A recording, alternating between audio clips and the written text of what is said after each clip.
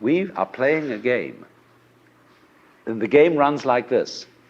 The only thing you really know is what you can put into words. Let's suppose I love some girl rapturously. And somebody says to me, would you really love her? Well, how am I going to prove this?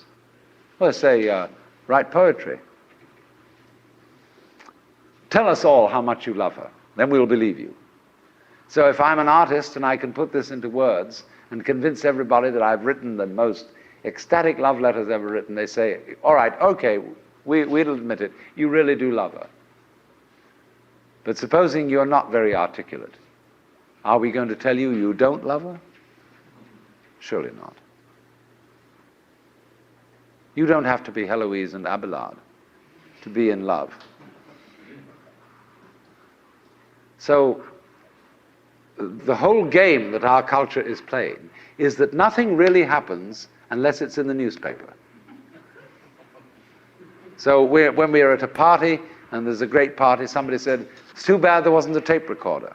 And so our children begin to feel that they don't exist authentically unless they get their names in the papers. And the fastest way of getting your name in the papers is to commit a crime. And then you'll be photographed, then you'll appear in court, then everybody will notice you. It really happened if it was recorded. In other words, if you shout and there doesn't come back an echo, it didn't happen. Well, that's a real hang-up. It's true, there's fun with echoes. We all like singing in the bathtub because there's more resonance there. And when we play a musical instrument like a violin or a cello, it has a sounding box because that gives resonance to the sound. And in the same way, the cortex of the human brain enables us, when we are happy, to know that we are happy. And that gives a certain resonance to it. If you're happy and you don't know you're happy, there's nobody home. But this is the whole problem for us. Several thousand years ago, human beings evolved the system of self-consciousness. And they knew. There was a young man who said, though, it seems that I know that I know. What I would like to see is the I that knows me when I know that I know that I know. You see? And this is the human problem. We know that we know. And so there came a point in our evolution when we didn't guide life by just trusting our instincts, and had to think about it, and had to purposely arrange and discipline and push our lives around in accordance with foresight and words and systems of symbols, accountancy, calculation, and so on. And then we worry. Once you start thinking about things, you worry as to whether you've thought enough. Did you really take all the details into consideration? Was every fact properly reviewed? And by Jove, the more you think about it, the more you realize that you really couldn't take everything into consideration, because all the variables in any human decision are incalculable. So you get anxiety. And this, though, also, this is the price you pay for knowing that you know, for being able to think about thinking, to feel about feeling. And so you're in this funny position. Now then, do you see that this is simultaneously an advantage and a terrible disadvantage? What has happened here is that by having a certain kind of consciousness, a certain kind of reflexive consciousness, being aware of being aware, being able to represent what goes on fundamentally in terms of a system of symbols, such as words, such as numbers. You put, as it were, two lives together at once, one representing the other. The symbols representing the reality, the money representing the wealth. And if you don't realize that the symbol is really secondary. It doesn't have the same value. You know, people go to the supermarket and they get a whole cartload of goodies and they drive it through, and then the clerk fixes up the counter and this long tape comes out. And you say, $30, please. And everybody feels depressed. Because they give away $30 worth of paper, but they've got a cartload of goodies. And they don't think about that. They think they just lost $30. But you've got the real wealth in the cart. All you parted with was the paper. Because the paper in our system becomes more valuable than the wealth. It represents power, potentiality, whereas the wealth, you think, oh, well, that's just necessary. You've got to eat. Well, I mean, that's to be really mixed up. So then, if you awaken from this illusion, and you understand that black implies white, self implies other, life implies death, or shall I say, death implies life,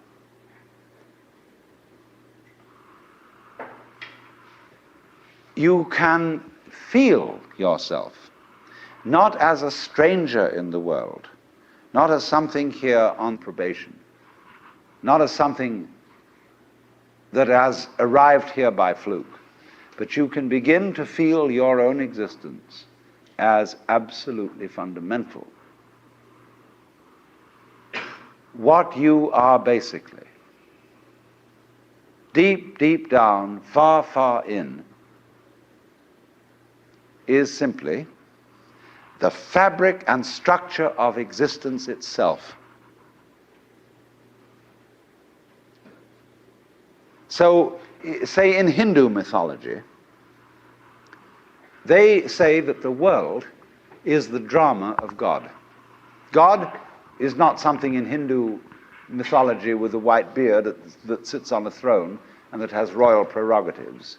God in Indian mythology is the self, Satchidananda, which means Sat, that which is, Chit, that which is consciousness, that which is Ananda is bliss. And in other words, what exists, reality itself, is gorgeous. It is the plenum, the fullness of total joy. Wow-wee. And all those stars, if you look out in the sky, as a firework display like you see on the 4th of July, which is a great occasion for celebration, the universe is a celebration. It is a fireworks show to celebrate that existence is. Wow-wee. And then they say, but however, there's no point just in sustaining bliss. Let's suppose that you were able every night to dream any dream you wanted to dream. And that you could, for example, have the power within one night to dream 75 years of time. Or any length of time you wanted to have. And you would naturally, as you began on this adventure of dreams, you would fulfill all your wishes. You would have every kind of pleasure you could conceive. And after several nights of 75 years of total pleasure each, you would say, well, that was pretty great. But now let's have a surprise. Let's have a dream which isn't under control. Well, something is going to happen to me that I don't know what it's going to be.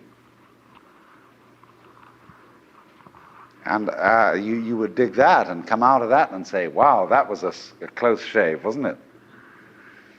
And then you would get more and more adventurous, and you would make further and further out gambles as to what you would dream.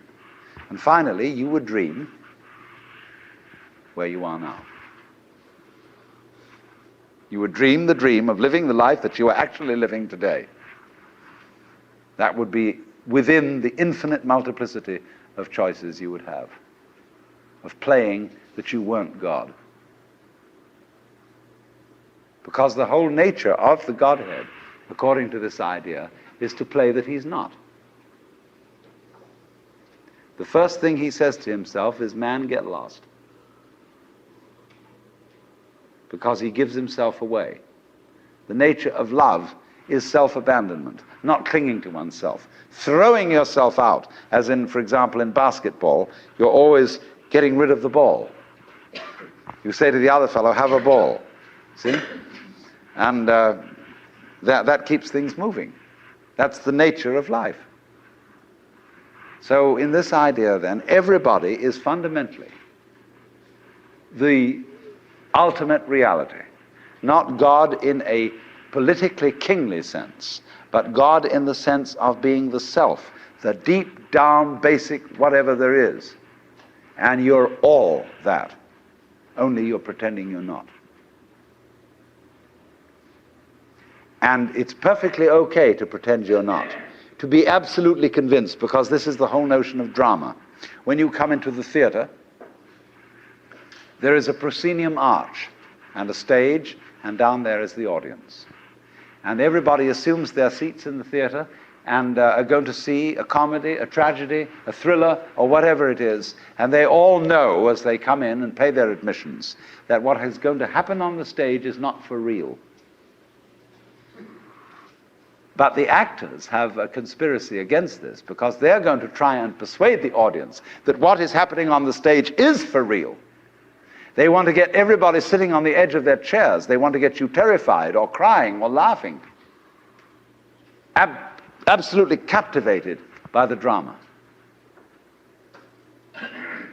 And if a skillful human actor can take in an audience and make people cry, think what the cosmic actor can do. Why, he can take himself in completely. He can play so much for real that he really believes it is. Like you sitting in this room, you think you're really here. Why, you've persuaded yourself that way. You've acted it so damn well that you know this is the real world. But you're playing it. It's because the audience and the actor is one. Because behind the stage, there's the green room. Off-scene, obscene, where the actors take off their masks. You know that the word person means mask? The persona, which is the mask worn by actors in Greco-Roman drama, because it has a megaphone-type mouth which throws the sound out in an open-air theater. So per, through, sona, what the sound comes through, that's the mask. How to be a real person. How to be a genuine fake. A mask. So the dramatis personae at the beginning of a play is the list of masks that the actors will wear. And so in the course of forgetting that this life is a drama, the word for the role, the word for the mask, has come to mean who you are genuinely. The person. The proper person. Incidentally, the word parson is derived from the word person. The person of the village. Person around town, the parson. It's funny. So anyway then, this is a drama. I'm not trying to sell you on this idea in the sense of converting you to it. I want you to play with it. I want you to think of its possibilities. I'm not trying to prove it. I'm just putting it forward as a possibility of life to think about. So then, this means that you're not victims of a scheme of things, of a mechanical world, or of an autocratic God. The life you're living is what you have put yourself into. Only you don't admit it, because you want to play the game that it's happened to you. In other words, I got mixed up in this world. My parents, I had a father who got hot pants over a girl, and she was my mother. And because he was just a horny old man. And as a result of that, I got born. And I blame him for it and say, well, that's your fault. You've got to look after me. And he says, I don't see why I should look after you. You're just a result. And But let's suppose we admit that I really wanted to get born, and that I was the ugly gleam in my father's eye when he approached my mother. That was me. I was desire. And I deliberately got involved in this thing. Look at it that way instead. And that even if I got myself into an awful mess, and I got born with syphilis and the Great Siberian Itch and tuberculosis and in a Nazi concentration camp, nevertheless, this was a game which was a very far-out play. It was a kind of cosmic masochism. But I did it. Isn't that an optimal game rule for life? Because if you play life on the supposition that you're a helpless little puppet that got involved, or if you play it on the supposition that it's a frightful, serious risk and that we really ought to do something about it and so on, it's a drag. There's no point in going on living unless we make the assumption that the situation of life is optimal. That really and truly we are all in a state of total bliss and delight. But we are going to pretend we aren't just for kicks. You play non-bliss in order to be able to experience bliss. And you can go as far out as non-bliss as you want to go. And when you wake up, it'll be great. You know, you can slam yourself on the head with a hammer because it's so nice when you stop. And it makes you realize, you see, how great things are when you forget that that's the way it is. And that's just like black and white. You don't know black unless you know white. You don't know white unless you know black. This is simply fundamental. So then, here's the drama. My metaphysics, let me be perfectly frank with you, are that there is the central self. You can call it God, you can call it anything you like. And it's all of us. It's playing all the parts of all beings whatsoever, everywhere and anywhere. And it's playing the game of hide and seek with itself. It gets lost, it gets involved in the farthest out adventures, but in the end, it always wakes up and comes back to itself. And when you're ready to wake up, you're going to wake up. And if you're not ready, you're going to stay pretending that you're just a little, poor little me. And since you're all here and engaged in this sort of inquiry and listening to this sort of lecture, I assume that you're all on the process of waking up. Or else you're teasing yourselves with some kind of flirtation with waking up, which you're not serious about. But I assume maybe you are, not serious but sincere, that you are ready to wake up. So then, when you're in the way of waking up and finding out who you really are, you meet a character called a guru. As the Hindus say, this word, the teacher, the awakener. And what is the function of a guru? He's the man who looks at you in the eye and says, oh, come off it. I know who you are. You know, you come to the guru and say, sir, I have a problem. I'm unhappy and I want to get one up on the universe, or I want to become enlightened. I want spiritual wisdom. And the guru looks at you and says, who are you?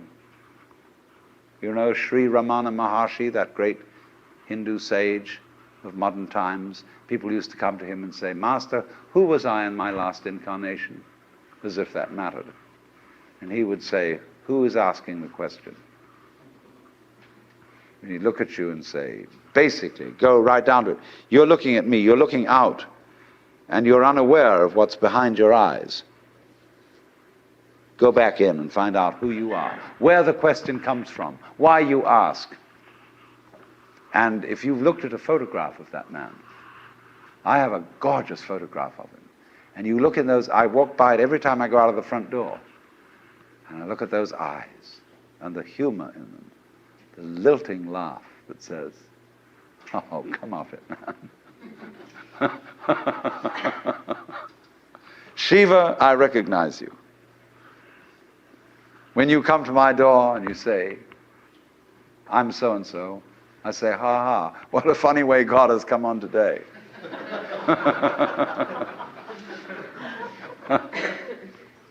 There are all sorts of tricks, of course, that gurus play.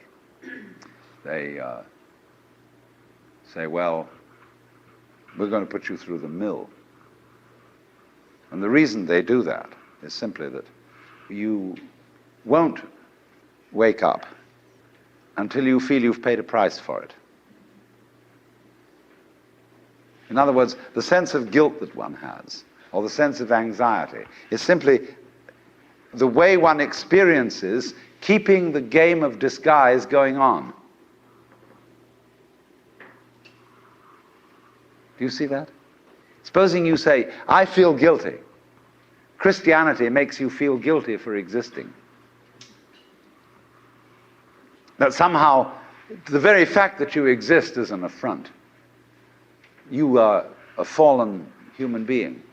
I remember as a child when we went to the services of the church on Good Friday, they gave us each a colored postcard with Jesus crucified on it.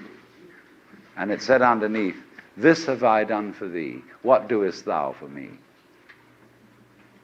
You know, you felt awful. You nailed that man to the cross. Because you eat steak, you have crucified Christ. Because you killed the bull. After all, you depend on it. Mithra, it's the same mystery. And what are you going to do about that? This have I done for thee, what doest thou for me? You feel awful that you just exist at all. But that sense of guilt is the veil across the sanctuary. Don't you dare come in. In order to, in all mysteries, when you're going to be initiated, there's somebody saying, don't you come in. You've got to fulfill this requirement, and this requirement, and this requirement, and this requirement, then we'll let you in. And so you go through the mill. Why?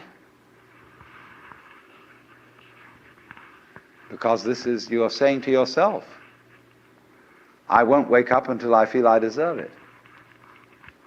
I won't wake up until I've made it difficult for me to wake up. So I invent for myself an elaborate system of delaying my waking up. I put myself through this test and that test, and when I feel it's been sufficiently arduous, then I may at last admit to myself who I really am and draw aside the veil and realize that after all, when all is said and done, I am that I am, which is the name of God.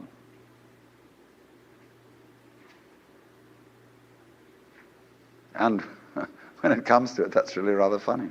They say in Zen, when you attain Satori, nothing is left to you at that moment but to have a good laugh. But naturally, all masters, Zen masters, yoga masters, every kind of master, puts up a barrier and says to you,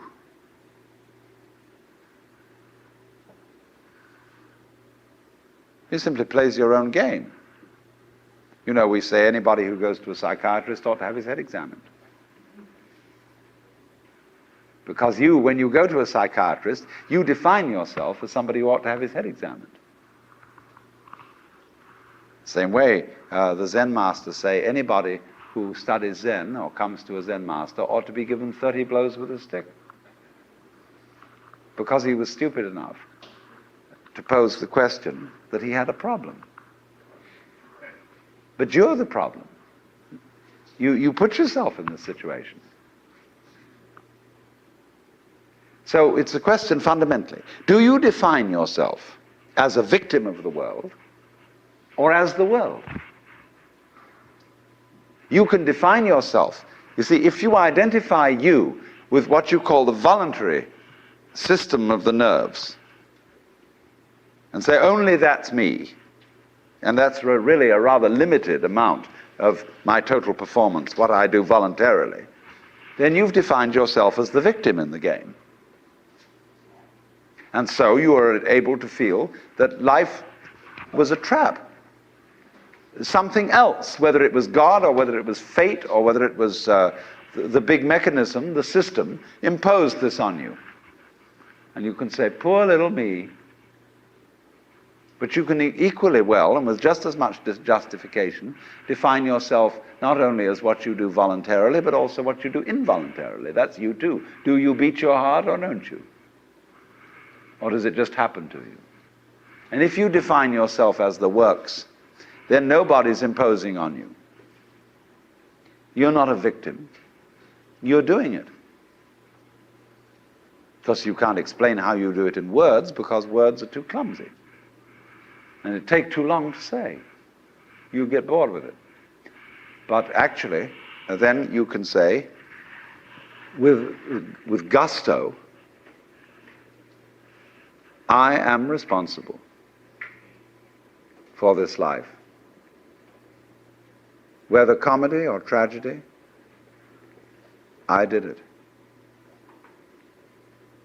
And it seems to me that that is a basis for behavior and going on, which is more fundamentally joyous and profitable and great than defining ourselves as miserable victims or sinners or what have you.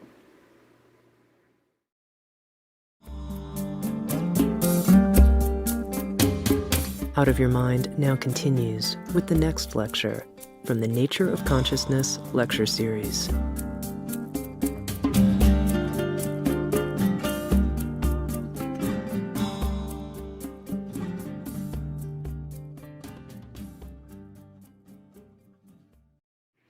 I was discussing an alternative myth to the ceramic and fully automatic models of the universe. I'll call the dramatic myth. The idea that life as we experience it's a big act, and that behind this big act is the player. And the player, or the self, as it's called in Hindu philosophy, the Atman, is you. Only you are playing hide and seek, since that is the essential game that's going on. It's the game of games. It's the basis of all games, hide and seek. And so since you're playing hide and seek, you are deliberately, although you can't admit this, or won't admit it, you are deliberately forgetting who you really are, or what you really are,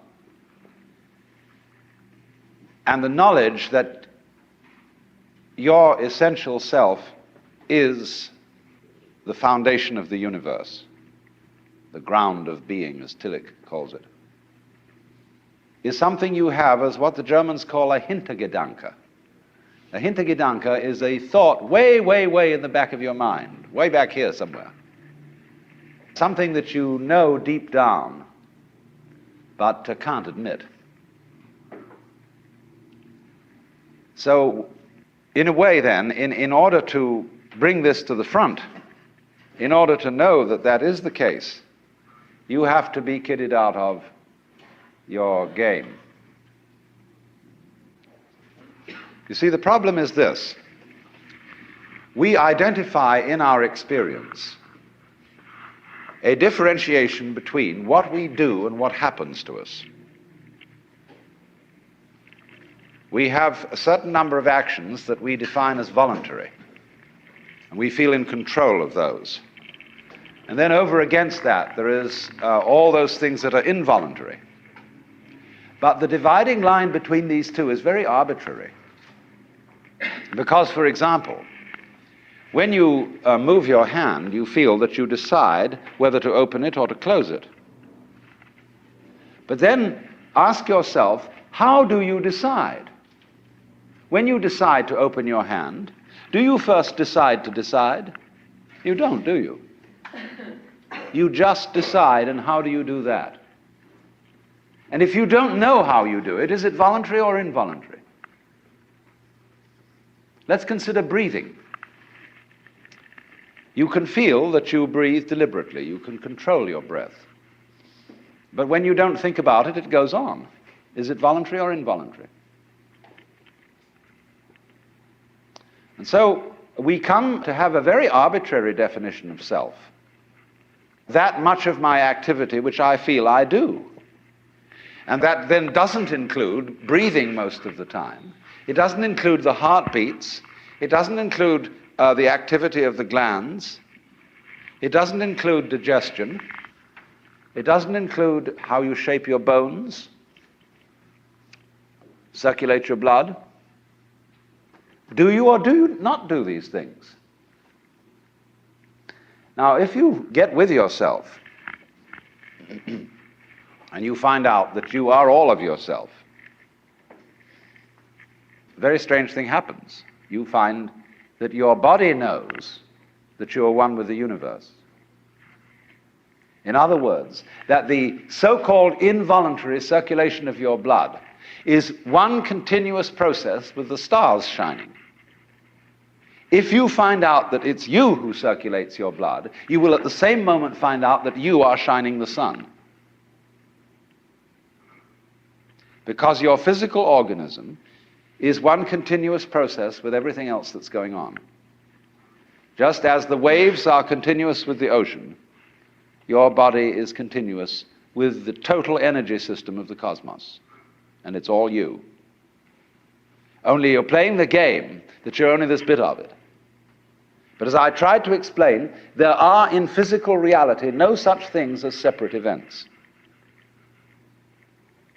So then, remember also when I tried to work towards a definition of omnipotence. Omnipotence is not knowing how everything is done, it's just doing it. You don't have to translate it into language. Look, supposing when you got up in the morning, you had to switch your brain on. And you had to think and do as a deliberate process, waking up all the circuits that you need for active life during the day. Why, you'd never get done. Because you have to do all those things at once. How can a centipede control 100 legs at once? Because it doesn't think about it. And so in the same way, you are unconsciously performing all the various activities of your organism. Only unconsciously isn't a good word, because it sounds sort of dead. Superconsciously would be better. Give it a plus rather than a minus. Because what consciousness is simply a sort of specialized form of awareness. When you look around the room, you are conscious of as much as you can notice. And you see an enormous number of things which you don't notice. If, for example, I look at a girl here and somebody asks me later, what was she wearing? I may not know, although I've seen, because I didn't attend. But I was aware, you see. And perhaps if I could, under hypnosis, be asked this question, where I would get my conscious attention out of the way through being in the hypnotic state, I could recall what dress she was wearing. So then, just in the same way as you don't focus your attention on how you make your thyroid gland function, so in the same way you don't have any attention focused on how you shine the sun. So then, let me connect this with the problem of birth and death, which puzzles people enormously, of course. Because in order to understand what the self is, you have to remember that it doesn't need to remember anything. Just like you don't need to know how you work your thyroid gland. So then, when you die, you're not going to have to put up with everlasting non-existence, because that's not an experience. A lot of people are afraid that when they die, they're going to be locked up in a dark room forever and sort of undergo that.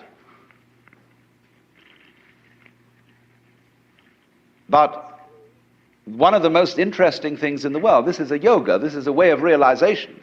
Try and imagine what it will be like to go to sleep and never wake up. Think about that. Children think about it. It's one of the great wonders of life. What will it be like to go to sleep and never wake up?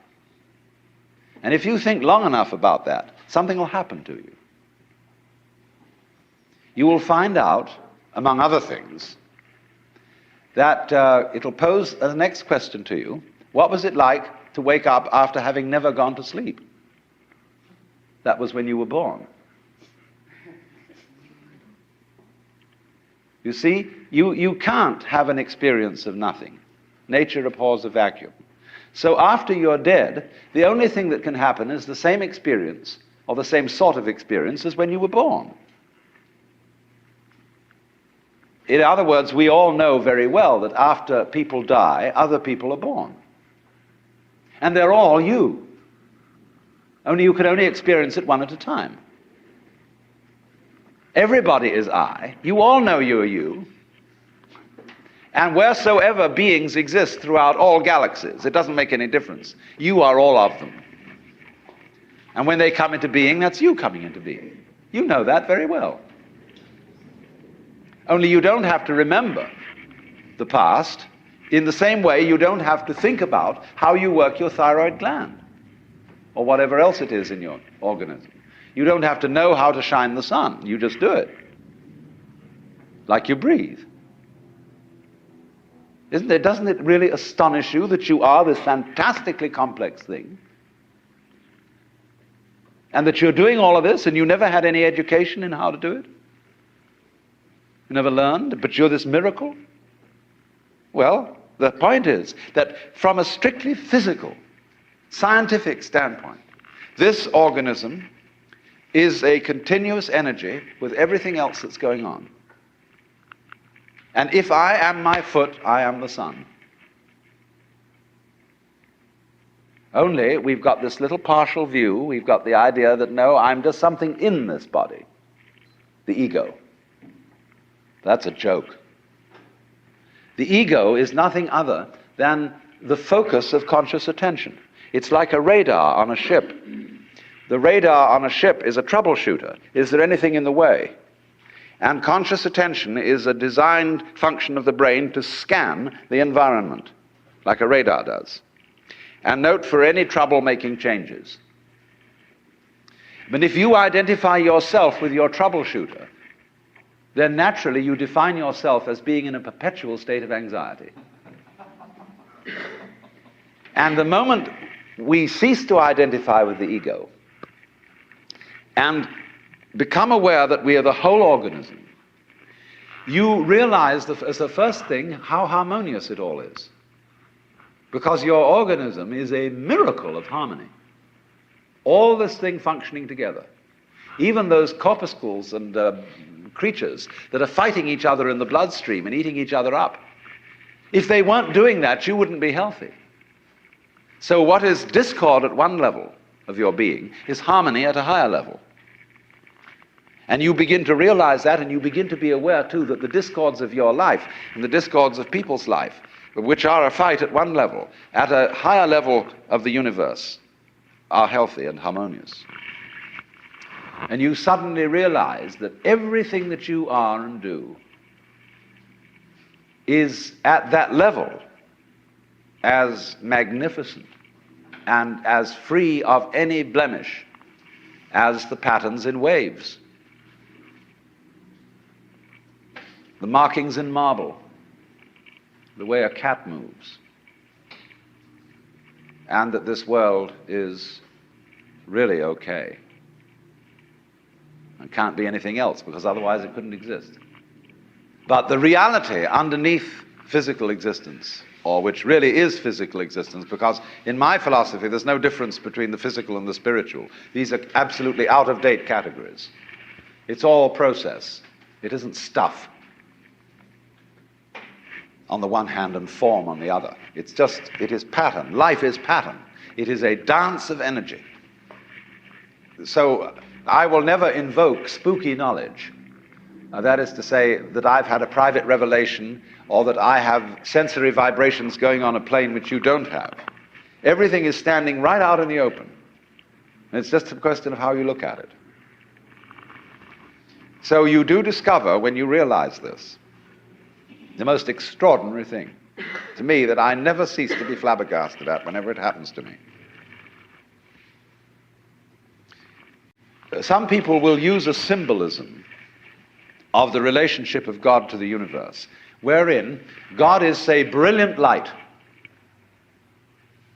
only somehow veiled, hiding underneath all these forms that you see as you look around you. So far, so good. But the truth is funnier than that. It is that you are looking right at the brilliant light now, that the experience you are having, which you call ordinary everyday consciousness, pretending you're not it, that experience is exactly the same thing as it. There's no difference at all. And when you find that out, you laugh yourself silly. That's the great discovery. In other words, when you really start to see things, and you look at an old paper cup, and you go into the nature of what it is to see, what vision is, or what smell is, or what touch is, you realize that that vision of the paper cup is the brilliant light of the cosmos. Nothing could be brighter. 10,000 suns couldn't be brighter. Only they're hidden in the sense that all the points of the infinite light are so tiny when you see them in the cup. They don't blow your eyes out. But it is actually, see, the source of all light is in the eye. If there were no eyes in this world, the sun would not be light. You evoke light out of the universe. In the same way, you, by virtue of having a soft skin, evoke hardness out of wood. Wood is only hard in relation to a soft skin. It's your eardrum that evokes noise out of the air. You, by being this organism, call into being the whole universe of light and color and hardness and heaviness and everything, you see?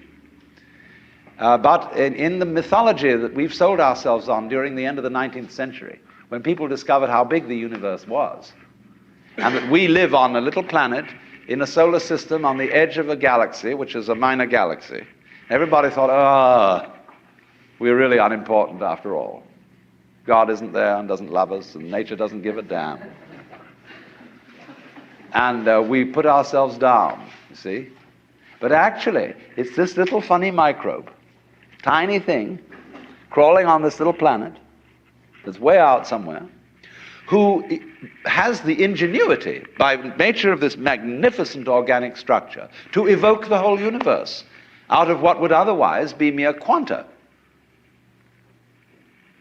There's jazz going on. But you see, this little ingenious organism is not merely some stranger in this.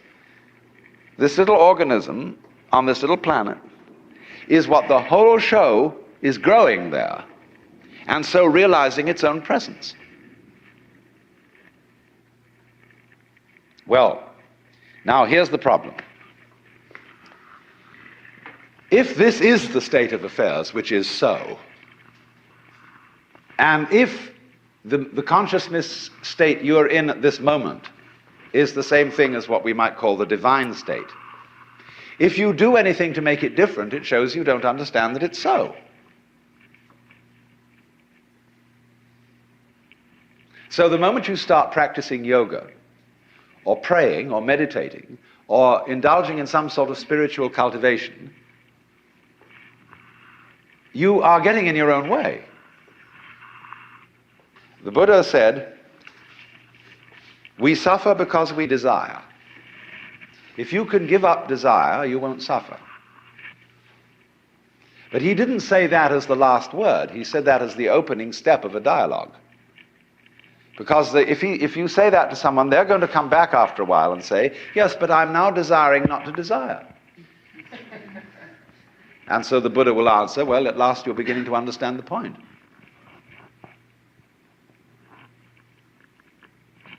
Because you can't give up desire. Why would you try to do that? It's already desire.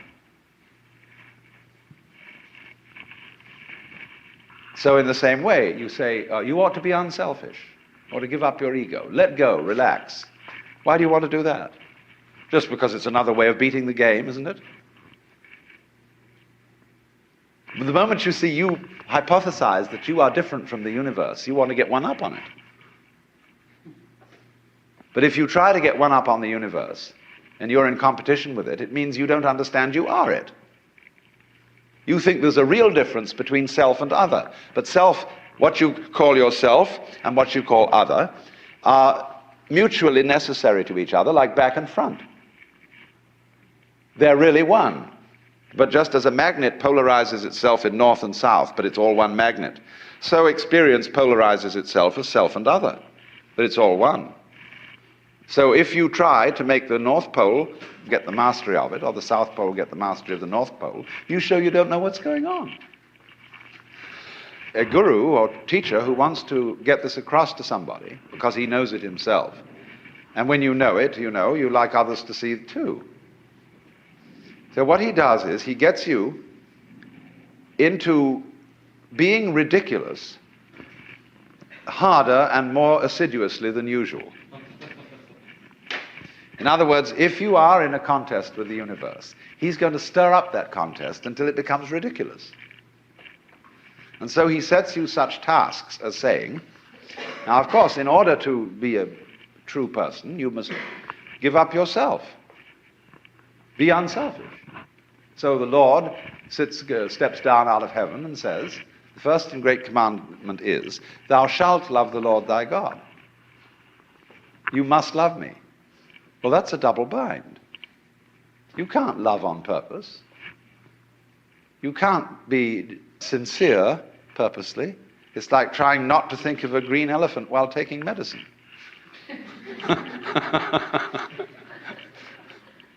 But if a person really tries to do it, so, you know, this is the way Christianity is rigged, you should be very sorry for your sins. And though everybody knows they're not, but they think they ought to be, and so they go around trying to be penitent or trying to be humble. And they know the more assiduously they practice it, the phonier and phonier the whole thing gets. And so in this way, it's what it's called the technique of reductio ad absurdum. If you think you have a problem, you see, and that you're an ego and that you're in difficulty, the answer that the Zen master makes to you is, show me your ego. I want to see this thing that has a problem. When Bodhidharma, the legendary founder of Zen, came to China, a disciple came to him and said, I have no peace of mind. Please pacify my mind. And Bodhidharma said, bring out your mind here before me and I'll pacify it. Well, he said, when I look for it, I can't find it. So Bodhidharma said, there, it's pacified. See, because when you look for your own mind, that is to say your own particularized center of being, which is separate from everything else, you won't be able to find it. But the only way you'll know it isn't there is if you look for it hard enough to find out that it isn't there. And so everybody says, all right, know yourself, look within, find out who you are. Because the harder you look, you won't be able to find it. And then you'll realize that it isn't there at all. There isn't a separate you. Your mind is what there is. Everything. But the only way to find that out is to persist in the state of delusion as hard as possible. That's one way. I didn't say the only way, but it is one way. And so almost all spiritual disciplines, meditations, prayers, etc., are ways of persisting in folly. Doing resolutely and consistently what you're doing already. So if a person believes that the earth is flat, You can't talk him out of that. He knows it's flat. Look out of the window and see it. Obviously, it looks flat. So the only way to convince him that it isn't is to say, well, let's go and find the edge. And in order to find the edge, you've got to be very careful not to walk in circles, or you'll never find it that way. So we've got to go consistently in a straight line, due west, along the same line of latitude. And eventually, when we get back to where we started from, you've convinced the guy that the earth is round. But that's the only way that'll teach him. Because people can't be talked out of illusions. Well, now, there is another possibility, however. But this is more difficult to describe. Let's say we take as the basic supposition, which is the thing that one sees in the experience of Satori or awakening or whatever you want to call it, that this now moment in which I'm talking and you're listening is eternity. That although we have somehow conned ourselves into the notion that this moment is rather ordinary and that we may not feel very well and that we're sort of vaguely frustrated and worried and so on, and that it ought to be changed. This is it. So you don't need to do anything at all. But the difficulty about explaining that is that you mustn't try not to do anything, because that's doing something. And how to explain that? Because there's nothing to explain. It is the way it is now, you see. And if you understand that, it will automatically wake you up. That's why Zen teachers use shock treatment to sometimes why they hit people or shout at them or create a sudden surprise. Because it is that jolt that suddenly brings you here. See, there's no road to here, because you're already there. And if you ask me, how am I going to get here? It'll be like the famous story of the American tourist in England who asked some yokel the way to Upper Tuddenham, little village. And the yokel scratched his head and he said,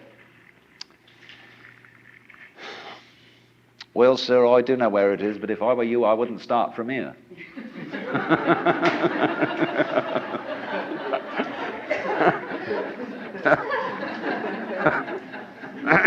So you see, when you ask, how do I attain the knowledge of God? How do I attain nirvana, liberation?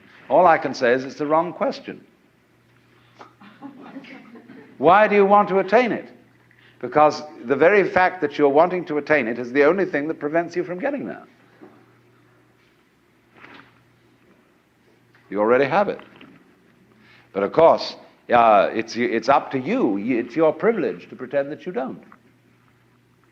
That's your game. That's your life game. That's what makes you think you're an ego. And when you want to wake up, you will. Just like that. If you're not awake, it shows you don't want to.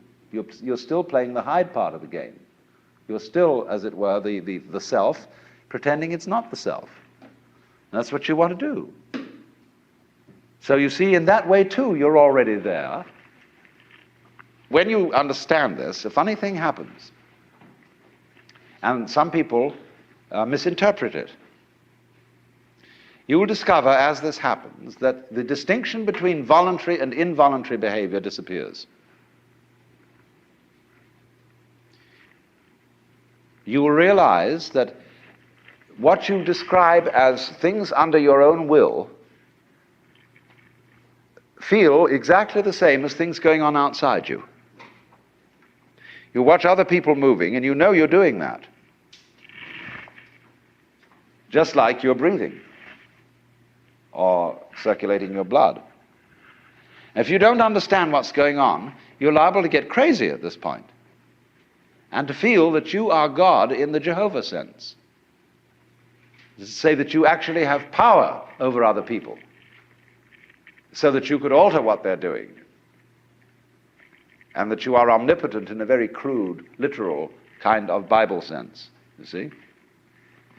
And a lot of people feel that and they go crazy. They have to put them away. They think they're Jesus Christ and that everybody ought to fall down and worship. That's only they got their wires crossed.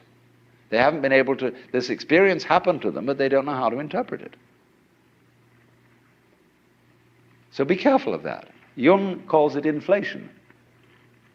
People who get the holy man syndrome, that I've suddenly discovered that I'm the Lord and that I'm above good and evil and so on, and that therefore I start giving myself airs and graces.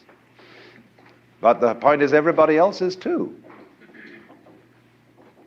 If you discover that you're that, then you ought to know that everybody else is.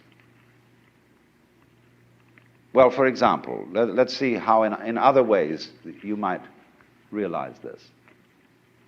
Most people think when they open their eyes and look around that what they are seeing is outside. It seems, doesn't it, that you are behind your eyes, and that behind the eyes there is a blank. If you can't see at all, turn around and you see something else in front of you. But behind the eyes there seems to be something that has no color. It isn't dark, it isn't light, it's just, it's there from a tactile standpoint. You can feel it with your fingers, although you don't get inside it.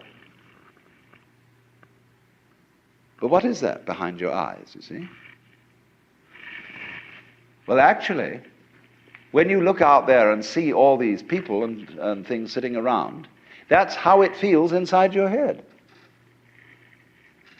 The color of this room is back here in the nervous system, where the optical nerves are at the back of the head. It's in there. It's what you're experiencing. What you see out here is a neurological experience. Now, if that hits you, and you feel sensuously that that's so, you may think that then therefore, the external world is all inside my skull.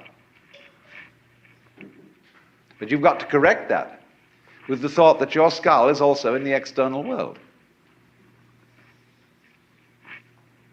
So you suddenly begin to feel, well, wow, what a kind of a situation is this? It's inside me, and I'm inside it, and it's inside me, and I'm inside it. But that's the way it is. This is what you could call transaction, rather than interaction, between the individual and the world. Just like, for example, in buying and selling, there cannot be an act of buying unless there's simultaneously an act of selling, and vice versa.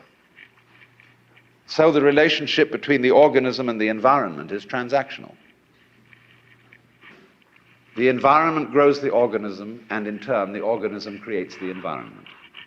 The organism turns the sun into light, but it requires there to be an environment containing a sun for there to be an organism at all. And the answer to it is simply they're all one process. And it isn't that organisms by chance came into this world.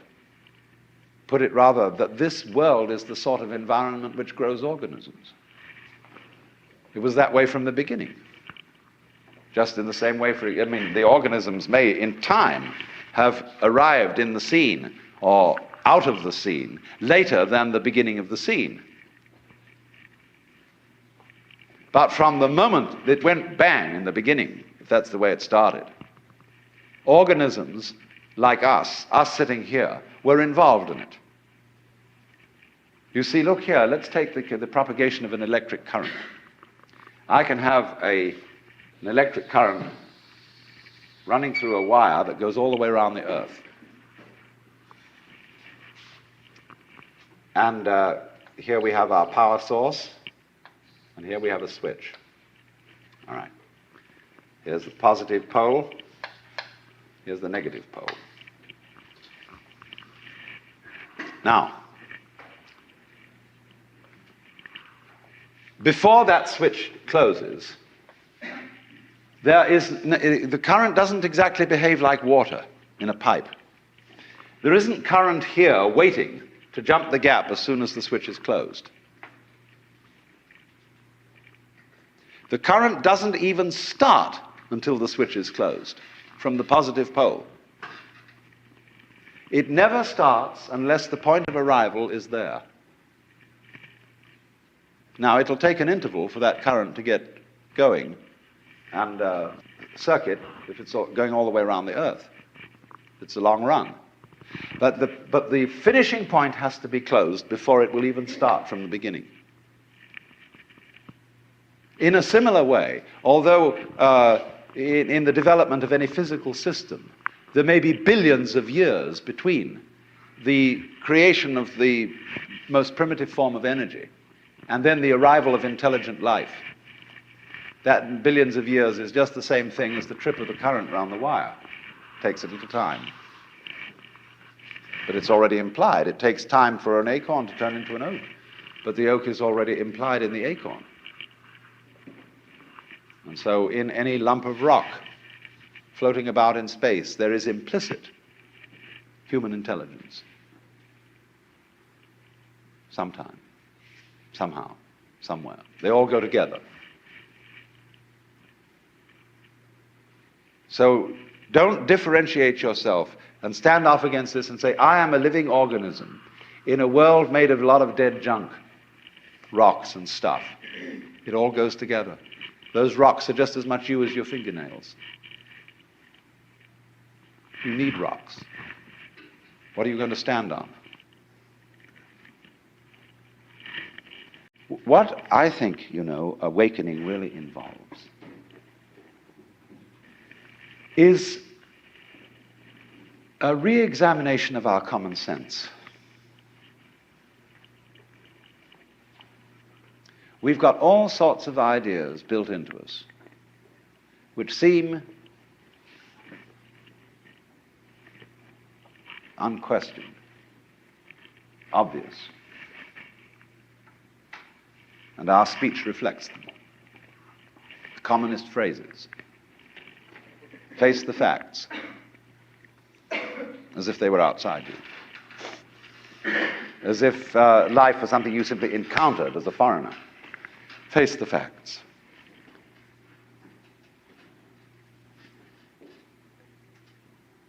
Our common sense has been rigged, you see, so that we feel strangers and aliens in this world. And this is terribly plausible. Simply because it's what we're used to. That's the only reason. But when you really start questioning this, say, is that the way I have to assume life is? I know everybody does, but does that make it true? It doesn't necessarily. It ain't necessarily so. And so then as you question this basic assumption that underlies our culture, you find you get a new kind of common sense. It becomes absolutely obvious to you that you are continuous with the universe. For example, people used to believe that the people who lived in the Antipodes would fall off. And that was scary. But then when somebody sailed around the world, and we all got used to it, and now we travel around in jet planes and everything, we have no problem about feeling that the Earth is globular. None whatever. We got used to it. So in the same way, Einstein's relativity theories, the curvature of the propagation of light, that began to bother people when Einstein started talking like that. But now we're all used to it. Well, in a few years, it will be a matter of common sense to very many people that they're one with the universe. It'll be so simple. And then maybe, if that happens, we shall be in a position to handle our technology with more sense. With love instead of with hate for our environment.